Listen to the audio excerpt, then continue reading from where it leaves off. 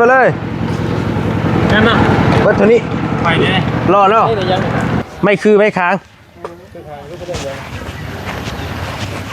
คือค้างคือเรียกยังวะก็ได้ว่าฉลาดอยู่หรอคือว่าโบปันไดใช่เลยเอาขึ้นเทิงพี่โอ้จังมันตรงโบเห็นว่ากันได้ห้ามเถอะห้ามมันก็ได้อยู่ไว้จะทำจังหอยนะมันตกเลยไม่ใส่ได้ประหยัดได้สุกนี่เขาโยงกันฮะไปดิเห็นไหมว่านี่เขาโยง ใส่ กัน ได้ประหยัดได้สุดยอดเลยสองคนไปหมดเลยชุดไทยเลยบันหน่อยใจกันสามคนเอาเงาคนกลัวเป็นไงบ้านออกคาดเดี๋ยวนั้นนึงคือรีบข่าวมาถึงเลขบ่มากวนไหมบ่มากวนเงิน10 ล้านเดี๋ยวจะให้เรานับบางคนอ่ะตัวนี้โค่นนี่10 ล้านให้นับบางคน100 ใบแต่เขานับแล้วนับอีกก็ได้มันพก12 ต้นเสา12 ต้นไอ้ก็เป็นช่างบ่เป็นอันเฮ็ดเฮือนดินเฮือนไม้ได้เบิดบ่ได้เจ้าฮู้จักแล้วแต่ว่าเอ้าราคาว่าได้บ่ไอ้บอกก่อนเฮาบ่แลก็ช่างแล้วเว้าอ่ะขึ้นอยู่บ่อยู่เลยบ่พร้อมขึ้นอยู่เลยแต่ว่าไม่เป็นฟ้านี่บ่ได้กบแต่ไม่เป็นปูกับกบไม้พวกนี้แหละตัดใส่เลยไม้ชะล่าน่ะจับใส่เลยเครื่องไม้เครื่องมือไอ้ครบเบิดแต่ว่า40ได้บ่40 ล้านโอ้ยแพงโพดตัดหลังคาเด้ตัดหลังคามุงตอกไปยัง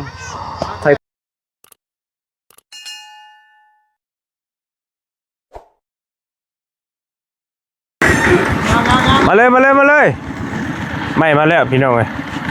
นี่คือไม่คือคางเพิ่นเนาะไหวถอยได้อยู่บ่ล่ะ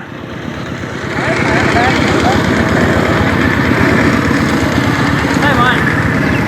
บ่ได้จะเล็กกิ้งตัวนี้ออกเอามานี่บ่พามานี่บ่ได้อยู่นี่เอาตัวนี้ออกนี่กิ้งทอนนี้ออกได้เลยนี่ได้อยู่ได้อยู่แม่เอาตัวนั้นเนาะโอเคโอ้โหลอยที่นี่มาเลยมา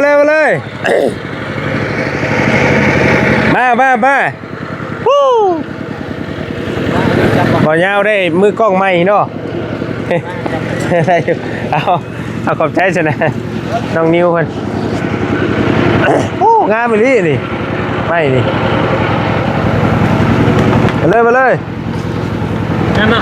วัตถุนี้ไปเลยรอเนาะ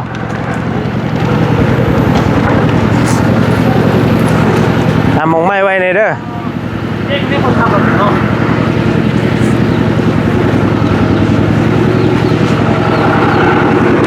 โอ้มึงเนี่ยเราเห็นเราหันหน้ามาพี่เลยวะลอยบ่พอแล้วเพื่อเอาลงตัวเกี่ยวไปหันหมอนี่เพราะว่าทางนี้ได้หัวเกี่ยวกับโอ้หนังลงทางบ่ลงไปลงทางตรงแล้วก็บอกแล้วเนาะเดี๋ยวทางเลี้ยวหรือบอกคือว่าฮอดเดียวอยู่บ้านตัวนั้นโอ้แหวนนู่นตัวนั้นเด้กำลังไปชิแวะไอ้เว้ยพอดีมาทางนี้ได้เดี๋ยวมาชื่อแล้วเนาะก็บอกแล้วเนาะเห็นตัวเลี้ยวก็บอกเอาจะบ่ได้มากันบ่ฮะมากันหนังน้ำกันก็บ่เอาบ่วายหยังมากันก็บ่บอกกันลงทางว่าแล้วพอจังหึงมากันกันแล้วเมื่อกี้บ่มันแล่นไว้บ่ได้ได้มาทางมานี่มันแล่นไว้บ่ได้มันตินเลยเมียแล้วทางช่างใกล้สิปีแล้วก็งอกได้มาเลยเปิดขับรถเนาะเสียที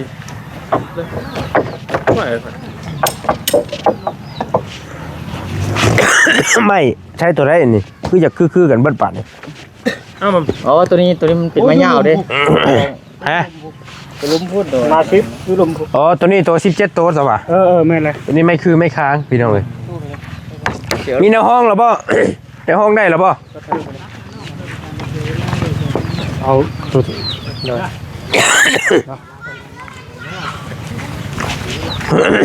บ่อยู่หันน้ำแล้วน่ะเนาะเงาได้ตัวนี้แม่เว้ย ยาละหาไว้ทางนอกนะลูก ใช้น้ำเฮ้ย ว่าไว้ทางนอกนะ บังกันได้บังกันได้ หรือว่าบ่ใช้น้ำมันเพิ่งบ่มานั่นแหละ หรือว่าสอดพี่ก็ได้นี่ทับเสาพี่ทับตัวนี้ก็ได้อยู่ติ ได้เนาะ ยาวตัวนี้ไปฮอดพี่ ได้ฝนตกข้างหัวแล้วเลย แก้ตัวนี้ออกก็ได้นี่ตกห้ำหัวไผ่น่ะว้าว แต่เราอยู่ ว้าวซะ ตกกับลบผลกันเลย เนาะบ่ทันดอกคันว่าฝนตกก็ได้ ให้เราไปคนห่วงใยคนนะ ห่วงใย ตกกะนั่นพอ ฝนตกกระจอดเนาะเห็นว่าก็ได้ ยังเป็นห่วงยังจะเป็นวัดได้ชื่อยาอันชื่อย าที่ฟรีเฮามีบ่ต้องญาติ มีอยู่ ยาที่ฟรีติดรถอยู่ ทาง บ่ต้องหัว เจ้าบังชั่วข้าว โอเคมา อะไรบ่ หัวหน้าเพิ่นบ่ได้มานำเนาะ ยำหนึ่งนี่อยู่ทางตัวอยู่แล้ว โอ้ น้องท้องกาว สบายดีเด้อ ดี เฮาช่วยได้บ่นี่ ตัวได้ แล้วแต่บ่ยันว่าบ่เซียนเจ้ามาบ่ยามาจะจับพี่เด้อมาสิช่วยแล้วไม่นี่17โตเด้อโอเค ตัวนี้17ตัว เจ้า อันนี้ได้ยังนี่นะ ไม่คือไม่ค้างคือค้างคือเรียกยังวะบ่ได้เด้ว่าฉลาดอยู่หรอคือว่าบ่ปานใด ไม่คือไม่ขาย ใช่เด้เอาขึ้นเทิงพี่โอ้จัง ไม่คือไม่ขายคือยังใช่เดินนะเดินทางทางบ่ทาง ไม่ตอกก่อนที่ยกเสาขึ้นอะไรประธานยาว บ่ข่อยอยากฮู้ว่าพูดอะไรพูด ฮะ ไปหน้าอะไรนะ ยู่ไปเลยบ่เกินอะไรมาอู้3ตัวโอเคงามเนาะ ไม่ค้าง จะไม่งามเลยน้องพรนี่ปู ไม่เปื่อย วัดเท่านี้ล่ะคนก็คือว่าบ่ได้ปานใดนะตัวได้ไม่งาม อันนี้เนี่ยหรอปะ โอ้ยได้เมีย5คนเด้อเราอ่ะ เขาได้ไหม เนาะ เอายาวโอเคเอาซอยการผลสิตก ต้องหัวให้แล้วเลยเนาะ อย่าว่าห้ำหัวนะเห็นมันคือแบบเดียวว่าหนึ่งพูดฝนตกห้ำเล่ากับพ่อแล้วบ่ต้องใช้คำว่าหัวกะยะ นั่นดอกเป็นนะมันจะต้องทำเบิ้ลไม่ต้องทำ กับเมนอยู่แต่มันตรงโพดเห็นว่ากันได้ ทำเถอะ ห้ำหามันก็ได้อยู่ไว้จักหำจักหอยนะครับมันตกเลยโอ้ครับโอ้งามมิลีนี่ ครับ บกบก็ได้ ขึ้นเลยเนาะ แม่น ว่าเนาะ ว่าพืชมันเหรอนะโอเก่งอีหลีเจ้าตบมือ สองเลยวะ โอ้โมเมนต์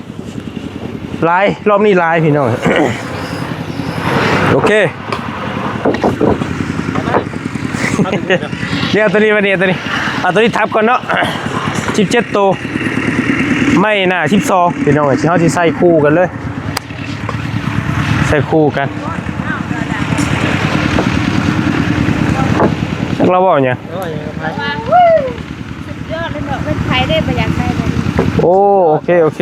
จะอย่าตัวอ้ายได้ โดย จะตัวอ้ายห่วย สุดยอดป่ะ เห็นว่าอ้ายบ่จักภาษากะ สุดยอดคืออย่างเนาะ สุดยอดแล้วว่าเป็นไผได้ประหยัดได้เลย สุกนี่เขาโยงกันฮะ ไปดิเฮ็ดให้ว่า นี่เขาโยง ไผ กัน ได้ประหยัดได้ สุดยอดเลยสองคนไปอ่อนบ่ มันใช่เวลาไหม อยู่ ใช่เวลาเล่นมายากลไหมซองเลยบัดนี้อ๋อร่อยดีนี่ ใส่เชียวซ้ เบิ่งยามมา เอา4เลยยาว โอ้ย ำนี่ยำแค่ อันนี้เดี๋ยวเอาตัวยาวเลยนับเบิ่งก่อน17ตัวเด้อตอนอยู่น้ำกันนี่เพื่อเอาเผื่อมันเหี่ยมันทางว่าบ่ได้ได้ตัวนี้ มีแอดอยู่นะ ว่ามีเอ็ด ตัวแอดกับบือหลายก็ ว่าโอ้ยไหน หลายก็ ว้าว อายุมาบอกเราเนาะหยอกกันนะกูเอาหยอกกัน เนี่ยมันคนเฮาคนบ้านเดียวกันเป็นหยังสิหยอกกันบ่ได้ ข้าวซอย จะไม่งามๆหรือไม่แต่ว่ามันกับเส้นละ3เซนพุ่นได้พี่น้องเอ้ยนี่แม่ 6 เมตรเนาะ มัน6 เมตรได้ไม่ยาวเลยดิแต่ว่าเราก็บ่ได้เอาค่าส่งค่าหยังเรามาส่งฟรีเนาะเก่งอีหลีบ่ยาวนี่เสื้อเราอยู่ข่อย ว่าข่อยอยากเห็นเจ้าสมัยอ้ายเด้แบบใดก็อยากเห็นเจ้าสมัยอ้าย อันนั้นนับมึงดูยาวนับมึงอยู่ฮอดบ่17ตัว สบายดีพี่น้อง โดยสวัสดีเด้อ ตัวนี้ไม่อันนั้นบ่เคยตัวนี้ ไม่เพิ่นเอิ้นไม่ยังไงนี่ ไม่น้ำจองแล้วว่า หน้าซิปคือว่าเรากบลงแล้วบ่แม่นบ่ เคยทานกี่ดิบมาให้ก่อน ฮะ อ๋อแล้วก็ บ่แม่นบ่ไม่ตัวนี้เคยทานกี่ดิบไม่ค้างเลยค้างอยู่เคยทานมาไม่มันหนายังไม่หนาอย่างอยู่ เอาไปแคบเอา โย แกเอาไปแคบอยู่ตรงช่อยเขา เราแคปแล้วหรอวะ แคบแล้วล่ะ มา โอ้นี่เด้นี่เราเจียว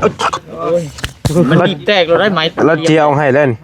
เมื่อคืนนั้นไม่กลุ่มนี่มึง ให้ เอา มัน ตัวนี้ยังบ่พอ7ตัวแล้วว่าเพิ่นสิมาส่งเด้อเลยว่ะ7ตัวยัง7ตัวยังบ่พอ 17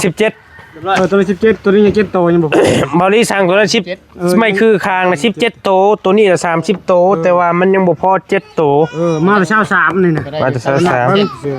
เบิ่งเราจะเอามาให้กัดเบิ่งเราจะเอามาให้อีก7โตว่าซั่นมันบ่พอ จะลดดูโลมันหน่อย เอาเบิ่งบ่ มันแม่บ่ไปยังหนีบได้สิบ่อยู่หั่นละฉันบริยานนะกินอดสมัยยังไงเจ้าเห็นสมัยก่อนตะกี้ดิว่าสมัยอ้ายเลยสมัยโน้น สวย รถแม่รถแม่ เฮ็ดบัดไว้เดี๋ยวนี้มือเด้เสียเด้ ขัดตู้ไป ยังบ่ทันเอาแห้งเท่าได้ โอ้ย แห้งขึ้นบัดเนี่ย แห้งยืนเหรอจอก ก่อน จอกเลขนั่งนิ่งอาจับก่อนเนี่ยมันสิตกกันนะจอก2เริ่มนั่งคุยจอก3เริ่มสมัยอ้ายแล้วบัดจอก4มึงเป็นไผจอก5มึงเขียวไหนก็กลัว เอารถไปเนาะเอาให้เมื่อแน่หัวจืด ตัวนี้27โตเนาะตัวไม่หนา10ไม่หนา12แต่ว่าเราเจียออกให้แต่ไล่ราคาซ้ำเก่าพี่น้องเนาะเรากระจางซอยเราแม่เรากบมองให้นะเนาะกบมองให้มันน้อยลงเพราะว่าตัวนี้น่ะไม้ก่อนเฮาสิปูไม่เป็นปูหั่นดิจักเพิ่นเอิ้นไม้ไปจังแล้วก็ไม้ก่อนเฮาสิใส่หลังคาถามที่นี่ให้ เอ้าก็เดี๋ยวว่าไม้คือขางเจ้าบ่จักอีหลีบ่ จักอยู่ นี่ เขาจะพูดว่าไม่หนาอย่างคือ ไม่หนา12ตัวน่ะให้แท้มาเอานี่ก็ได้โอ้ลายขึ้นแล้วบัดนี้กองจุนพูนแล้วไม่น้องพรนี่ ยิ้มแก้วยิ้มแม่นไปเบิ่งดูเบิ่งใกล้ๆดูยิงแก้วจนแห้งเลยทั้งน่ะเจ้าของเพิ่น ได้ตึงเนาะ แม่ ยอมแล้วช่วยยังกินยอมบ่ยันแล้ว มามันยาวๆอุ้ย ก็เบิ่งกันเขาก็ มาเนาะมา3 หมู่ว่าอะไร เอาชุดไทยเลยบัดนี้ น้อยใจกัน เอา3คนเอายาวๆ คนกลัว เดี๋ยวนี้กันเจ้าว่าเบิ่งมาง่ายแล้วนี่มื้อ โอ้กันมาครบ3คนเพิ่นให้กี่เทคข่อยเว้าอยู่ข่อยอ้าปากชื่อกับพิษโอ๊ยคนนี้มือข่อย ว่าไปสิมันนั่นทีมก่อนนะ หาดแทงเลยเด้บัดคนบ่เซียนน่ะจะเฮ็ด มึงตักเลยเหรอ เรียบร้อย อ๋อโธ่กองท่วมหัวท่วมหางบัดนี้ไม่น้องพร ไม่เท่านั้นเนาะไม่ไปพูดไม่ก่อนมันเป็นกล้าไก่บ่รักนี่ได้อยู่ ข้อไก่สิลงเลย เอ้ยเอาข้อไก่มาเถอะข้างไก่ครับ หางไก่บ่แม่นข้อไก่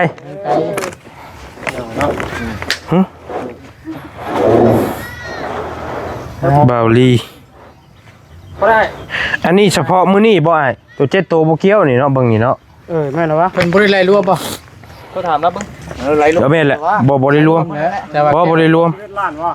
รวมมัน แม่นถ้ารวมชีวิตล้าน อะไรครับอาชีพล้าน275,000ไม่ไหว แม่น พักก็ดีรถไถเลยตรงว่ารถ แม่นเราไล่แค่23โตนึง 7ตัวนำบ่ได้ไล่ คูณ12 ไม่เป็นไงไม่เก่งไม่แข็ง ไม่เก่งครับ จักอยู่ครับอยู่นี่ เท่าไหร่3แสนเสร็จแล้ว3แสน นี่ราคานี่ 3แสนเนาะ บ่แม่น นี่ ตัวนี้จะ300,000ตัวหน้า12นี่คูณ12เจ้าร วม10 ล้าน2แสน 75,000 15,000 โดย10 ล้านประมาณ 16,000ปลายๆ16,000 ประมาณนี้เนาะอันนี้หาเงินมาจ่ายแล้วก่อนบัดนี้ อันนี้คือมันยังนี่ไอ้ตาลังบ่นี่ พอมันตอบตารถ บ่ได้พอคือได้ซอยได้ดีได้นี่นะ มันช่วยได้เวลาแม่นเวลารถใหญ่เล่นเมื่อนี่ ได้ซอยได้ดีได้นี่ จะต้อนแดงเด้ เดี๋ยวหาเงินให้เราก่อนเด้อ เฮ้ยเมื่อไหร่มา คือว่าเรืออยู่บ่ยังรอดค่อยต้องขวดบ่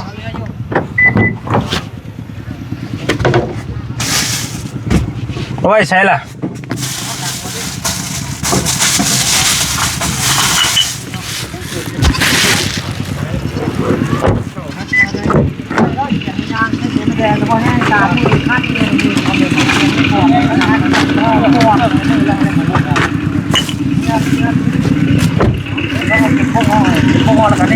ยังไปหุ่มบางอย่างนะ มีมาดิ เชียนตามมือบ่น่ะโอ้ ซอยจะให้เฮา เอาซื้อมาพอดีเหลือ2 ขวดพอดีแบ่งกันคนละขวดจะได้มีเฮง พวกเราขอเพื่อนตุ๊ดจำเล่นรถเป้าเหรอเมื่อกี้นี่เอาบ่มีนี่ ถามนี่บ่เนี่ยวันนาวัน6 มัด จักก็ไม่จิกช้ำจักนี่ เอาไม่เข่ง ไม่เข่ง เจ แข่งครับ เจเพื่อ โต๊ะบ่เข้าเลยฮะ แกไม่ แม่นเสื้อ ต้องเอาน็อต ไปนี่พอดีคุ้งไม้ตัวนี้พอดีคด เอาน็อตซี่ ประ อ่ะ เทศเราตะบูหลาบ ไม่เด่นของไม่เด่น มันว่าแต่คุ้งไม้อันนี้เราเป็นบ่เข้าโลด ขนาดว่าเสียต่อกับปูนี่มาเจอไม่นี่ อยู่พ่อ อยู่ บุญงานนี่ชาวบ้านนึงฮัก แฟนคอนเลยเลย ลอยหรือไม่เป็นตะย่านแท้ไหม ไม่ แข่ง ลังเหี่ยวเลยดิ รุ่นเสาเฮือนเลยวะ แข่งลายกับบัวเนาะโพดโพมาเอามาสมทบด้วยสมทบเท่าไร ถอดมาไม่ตอบเขาแต่ว่า พอว่า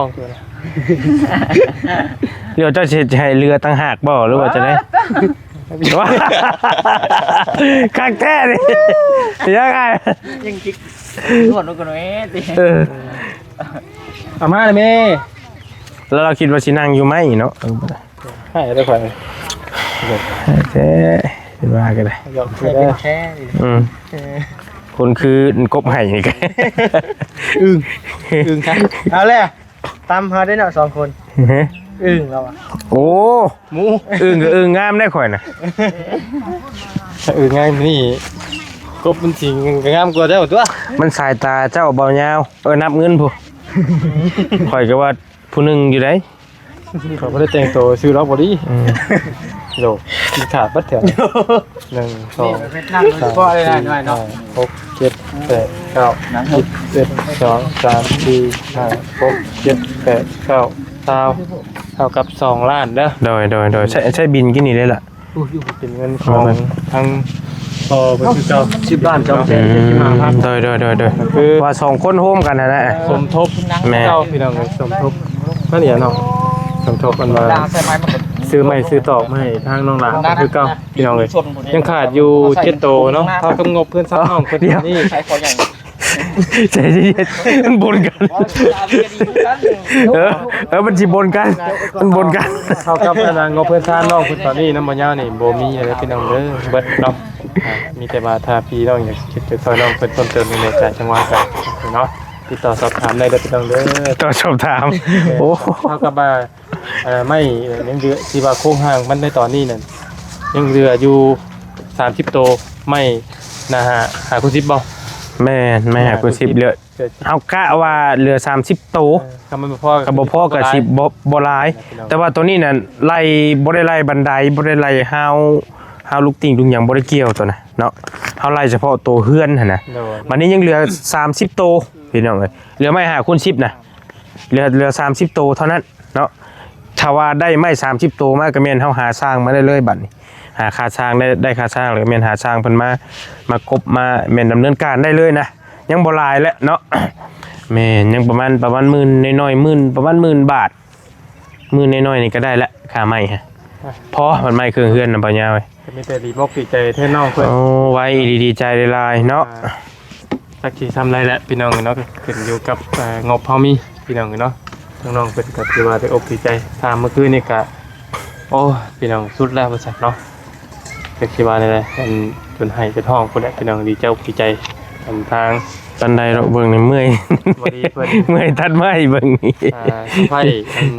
เค้กเมื่อคืนนี่พี่น้องให้นั่งในห้องท้องแตกอยู่พี่น้องเนาะคือว่าบ่เคยพี่น้องเนาะแล้วก็อีกอย่าง เคยเป่าเค้ก บ่เคยเป่าเค้กแล้วก็ตอนนี้ทางผู้เฮากับบ่เคยรู้จักกันมาก่อนแต่ว่าเป็นมาเสร็จต้องเพิ่นก็ถือว่าน้องเพิ่น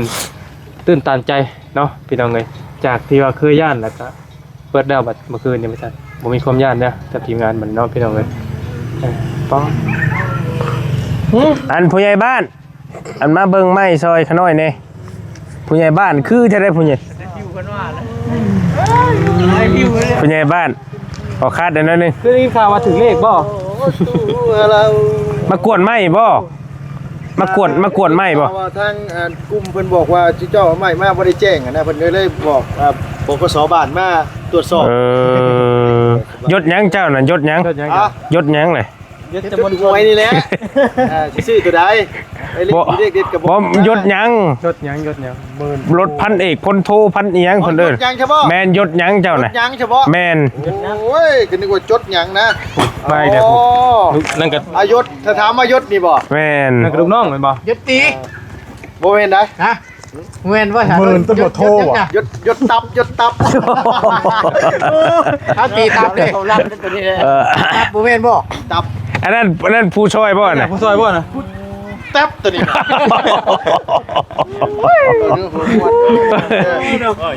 เต็มกับ5 บาท ว่าหยอกกันนี่แหละ เมื่อวานนี้มีจักหลังคา ผมว่านี่บ่กันบ้านเทิมใหญ่นี่มีอยู่ประมาณอยู่80ปลายเทิมน้อยบ่ฮู้พี่น้องไอ้ยังว่าทำหลายเลย โอเคมาเว้าเรื่องเฮามันสิคำอ้ายแล้วแล้วบัดยันว่าฝนตกแฮงบ่ยันฝนตกห้ำหัวแล้วบ่แฮงเว้าหลาย จริงจังเลยพี่น้องไอ้บัดเนาะแต่ว่า เก็บให้เลย ถ่ายรูปนะบอกตรงๆนั่นแหละเบิ้งกล้องพี่แล้วเบิ้งกล้องตัวนี้ก่อนเบิ้งกล้องตัวนี้ก่อนบุเป็นยังยิ้มน้ำยิงแขวน้ำโอเค แต่ว่าให้ทางบาวดี โดยขอบใจน้ำลายเด้อเนาะ เบิดเด้อข่อยเด้อ โดยสมทบกันเนาะ มีแต่แม่พี่น้องทางบ่ยาวก็มีแต่ ฝากมาใหม่บอกให้อ้ายเพิ่นฝากมาใหม่ วางชั้นแล้วพี่น้องเนาะครับ มีแต่อัน เนาะเอ้าจะพาแล้วเฮ้ยเอ้า ยังบ่จบบ่สิ้นอยู่เลขปลานี่ เล็กปลาเอ้ามีแต่บ่าวไว้ก่อนนึงกันเอาเรื่องเวียด เราว่าจังได๋ก็มาเด้ เอาเรื่องเวียดงานเฮาก่อนเนาะมีแต่ให้ทั้งนี้ล่ะยกมือขึ้นหัวเจ้าก็เด้อน้องเด้อเพราะว่าเฮาบ่มีหยังตอบแทนเพิ่นมีแต่คำอวยพรอวยไส มันไปนั่งอยู่ไม่พูดไปเนี่ยมันจังคักเจ้าไปต่างหากก็ได้ไปก่อนสิคุยกับแม่แล้วก่อนไปมันต่ำโพดน่ะแม่นมีแต่เดี๋ยวจังว่ากันมันเงิน10 ล้านเดี๋ยวจะให้อ้ายเรานับบางคนตัวนี้โคนนี่10 ล้านให้นับบางคน100 ใบแต่เฮานับแล้วนับอีกก็ได้มันจังอยู่ร่วมกันเลยมันจะคักเนาะ พี่น้องเอ้ยตัวนี้เงินบรรยาเพิ่นสมทบก็ซ้ำว่าเงินอันนี้แหละบ่รีเอาเงินตัวนี้ใส่แล้วก็สิเก็บไว้ก่อน10,275,000เนาะสั่งไม้มีอีกล็อตนึงลุงเอ้ยยังเหลือบ่หลายแล้วบัดนี้ โอ้ยดีใจนั่นแหละสาธุ แม่ยังเหลือไม่5x10อีก30โตก็ดำเนินการได้เลยบัด สร้างได้มีแล้วว่าสร้าง สร้างยังอยู่เพราะว่ายังบ่มีค่าสร้างค่าหยังก็เลยยังบ่ได้หา เพราะคันว่าบ่มีสร้างก็เอามึง ลืมละ ลืมทั้งนั้น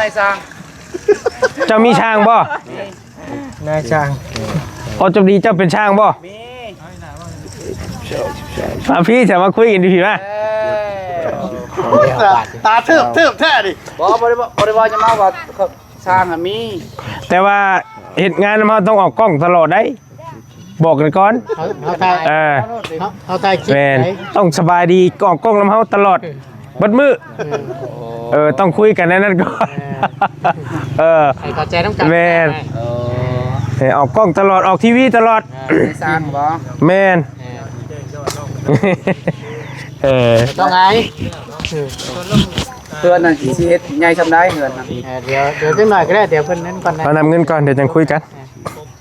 เดี๋ยวสิมีแบบให้เบิ่งอยู่มีแบบให้เบิ่งอยู่เรานับก่อน ว่าสิเอาหมู่คอยมาแต่คนนึงนี่มาเฮ็ดสวยหั่นนะ ได้ คอยเฮ็ดผู้เดียวคอยก็บ่ไหวดอกโอ้แนวมันเลยต้องมีหมู่มาสวย แต่ว่าทำมาเฮือนก่อนทำเฮือนก่อนขนาดเฮือนน่ะนะก็เป็นไปได้ก็ตัวหั่นละ ได้90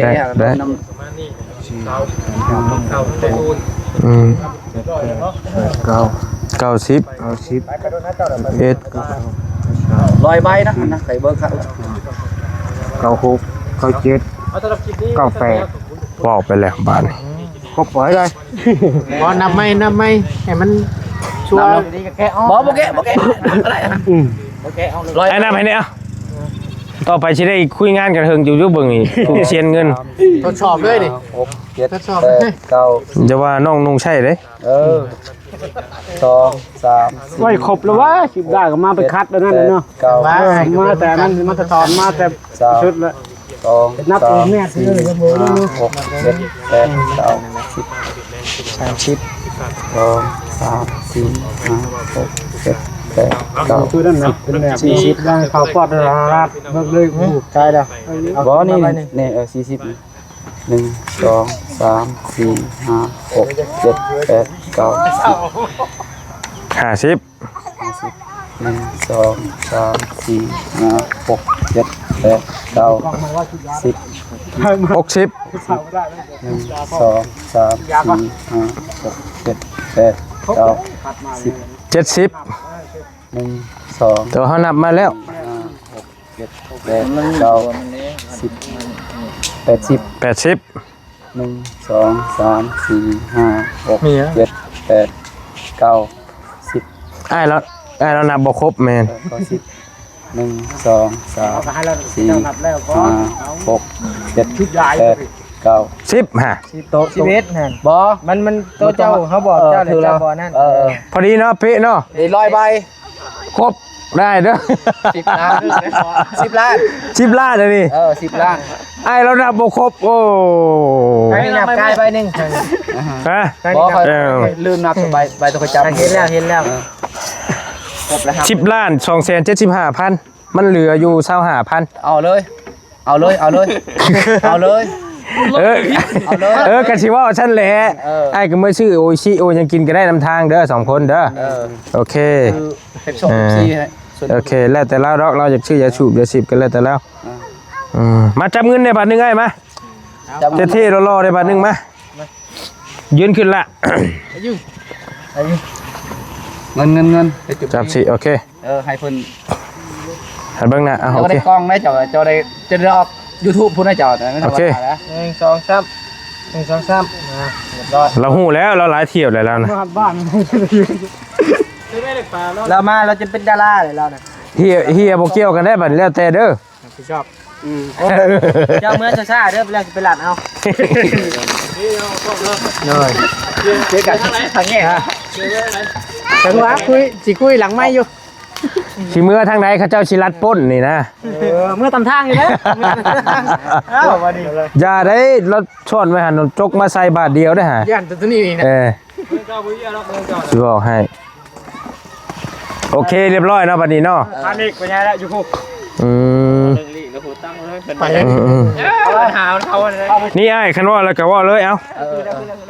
เดี๋ยวมาพี่มา คณะเพื่อนมา เดี๋ยวมาพี่6คูณ9 9 แมนเคลื่อนไหมทรงโมเดิร์น โมเดิร์นหมดได้ มองแม่โมดีเพิ่นสิมืด ได้รีบเลย ฮะมืดบ่ตัดใส่อีกกักหนึ่ง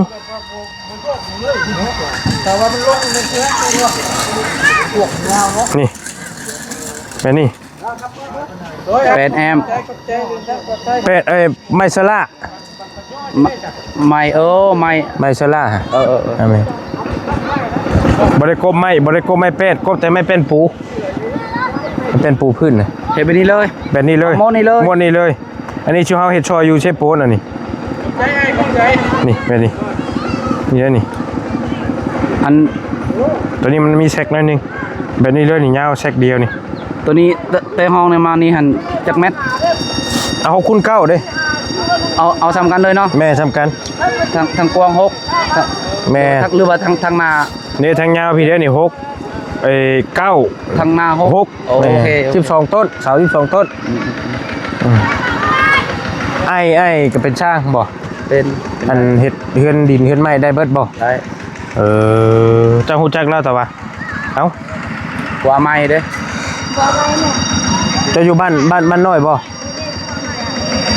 แล้วเฮือนไปโดนตะนาวโรงเรียนได้เฮือนไปเฮือนเวลาเด้เพิ่นเอามา อยู่บ้านนี่บ่ บ้านเพิ่มน้อย เอาอยู่เทิมน้อยพุ่น เพื่อนเด็กก็เฮ็ดชงมาเดินกันโตเฮือนโตจะออกไปแล้ว เห็นอยู่มองทางโค้งหั่นดอกบ่ แม่นบนโรงเรียนเลยโตกอบล็อกหั่นยังมันแล้วหั่น ราคาว่าได้บ่ ไอ้บอกก่อนเฮา บ่แลก็ช่างแล้วเว้าอ่ะ ขึ้นอยู่บ่อยู่เลยบ่ พร้อมขึ้นอยู่เลย อ แต่ว่าไม้เป็นฟ้านี่บ่ได้กบแต่ไม้เป็นปูกับกบไม้พวกนี้แหละ ตัดใช้เลย ไม้ชะล่าน่ะจับใส่เลย เกินมา เครื่องไม้เครื่องมือไอ้ครบเบิดแต่ว่า ได้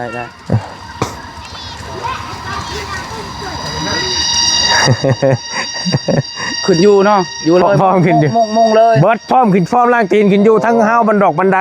ใส่ลูกติงเบิดนะกันห้องพร้อมขึ้นอยู่ว่าซั่นซะ 40ได้บ่ 40 ล้านโอ้ยแพงโพด ตัดหลังคาเด้ตัดหลังคามุงตอกไปยังถอยกบไม้กบไปยัง ก็เบิดนั่นแหละแต่ว่าบ่ไหว40แพงโพดยอม จะโดย แพงบ่ล่ะโอ้ สร้างสิเอาสำนั้นสร้างสิเอาสำนั้น คำว่าได้เลยห้องหากันเนาะ คัน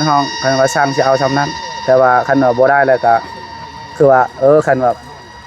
คือว่าเรือแห้งเฮาบ่พอแล้วก็หาผู้ไม้อะนะ จะเข้าใจ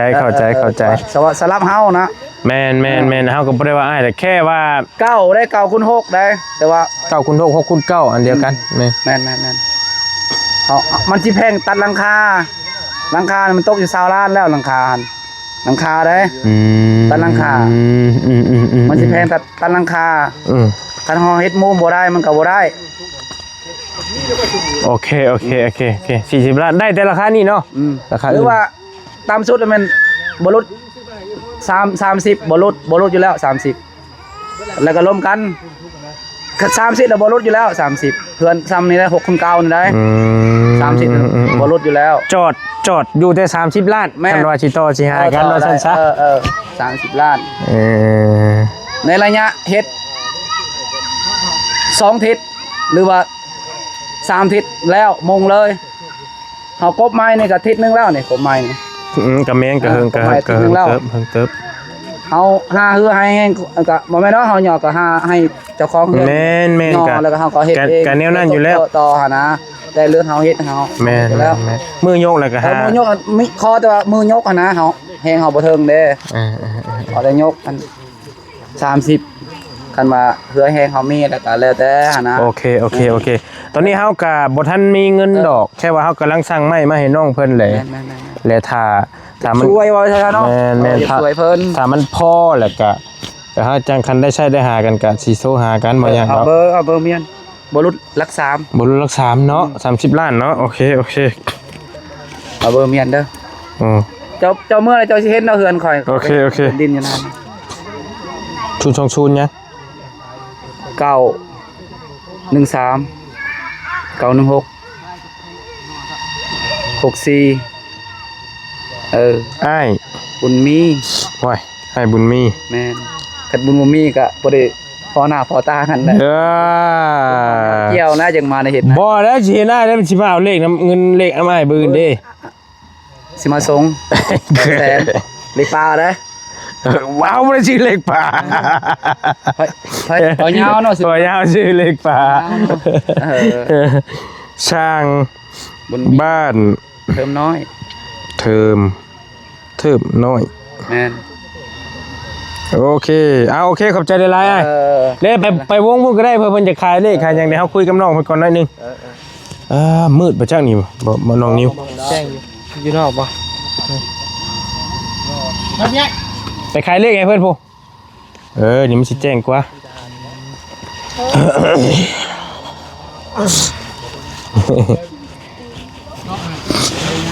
แพงบ่ล่ะ30ล้านเนาะกะบ่ติกะแพงเฮาก็บ่จ้างแล้วคือว่านั่นแหละเนาะกะเฮือนหลังนึงก็บ่ติเพิ่นพี่น้องไอ้ตัวนี้ก็ได้เพื่อเพิ่นสิเฮ็ดแล้วหั่นนะเท่าไรคันเป็นเจ้าจ้างได้เอา ลงมาพูลงมาคลองกัน น้องเอ้ย ข้อหาเงินมาสั่ง บ่สมมุติจะมีเงินเองหั่นนะเจ้าสิจ้างเราได้เท่าไร สมมุติเราไม่เคยจ่าย โอเคบ่เป็นหยังดอกแล้วเฮาจังว่ากันตัวน่ะก็มีแต่ประมาณนี้แหละเด้อล่ะเด้ออ้ายก็สร้างไม้มาตืมให้ก็ยังเหลือบ่หลายแล้วบัดนี้เนาะพี่น้องเนาะคือบ่รีว่าไว้ให้แหละยังเหลืออยู่30โตไม้5คูณ10ถ้าได้มาอีก30โตแหละเฮามีเงินค่าสร้างแล้วก็แม่นให้สร้างมาดำเนินการได้เลยเนาะมีเงินอีกประมาณบ่รีสร้างใน30โตนี่มัน6ล้านตีเป็น7ล้านซะประมาณหมื่นหน่อยๆประมาณ10,000 12,000นี่แม่นได้เลยเฮือนน้องเพิ่นนี่ประมาณ12,000ซะอันไม้หั่นนะประมาณ12,000 บาทแหละถ้าได้เงินส่วนนี้มาแล้วแม่นซื้อไม้มาแล้วก็แม่นดำเนินการได้เลยบัดนี้ถ้ามีค่าสร้างเนาะก็จังว่ากันมีแต่เงินรอบนี้ก็เป็นเงินของผู้ใหญ่ใจดีทางเบายาวเด้อเพิ่นสมทบบริมา2ล้านแล้วก็เป็นเงินพอบุญทง10ล้านที่อ้ายให้เจ้าจับมื้อนั่นแหละเด้อ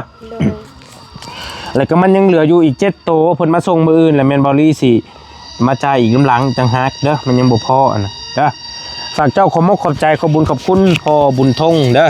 ทางช่องอ้ายแต่ช่องเบายาวเพิ่นขอบใจไปแล้วกินนี่พ่อบุญทงเพิ่นอยู่เป็นคนลาวเฮานี่แหละเด้อเพิ่นฝากมาซอยเจ้าเด้อต้องขอบใจหลายๆเด้อพ่อบุญทองที่สวยลูกสวยหลานขอให้สุขภาพแข็งแรงเด้อความเจ็บจะได้ความไข้อย่าให้มีขอให้ร่ำให้รวยให้อยู่ปันยืนตกใจขอพบบ่เกลือตกเนื้อพบบ่เงินบ่ขามปรารถนาสิ่งใดขอสมความมุ่งมั่นปรารถนา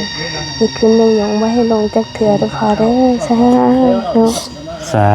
ธุ ให้นางว่าน้อยนึงไปอันไม่ให้น้องนี่เอาละ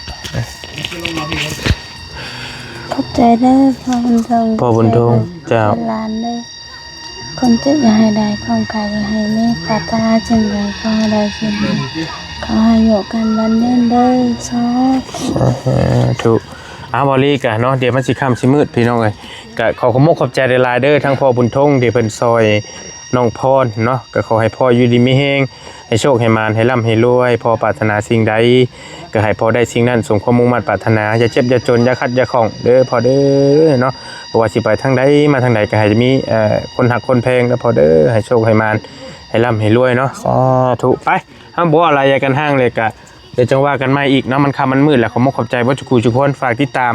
เคสน้องพรในตอนต่อๆไปพี่น้องเอ้ยว่าสิ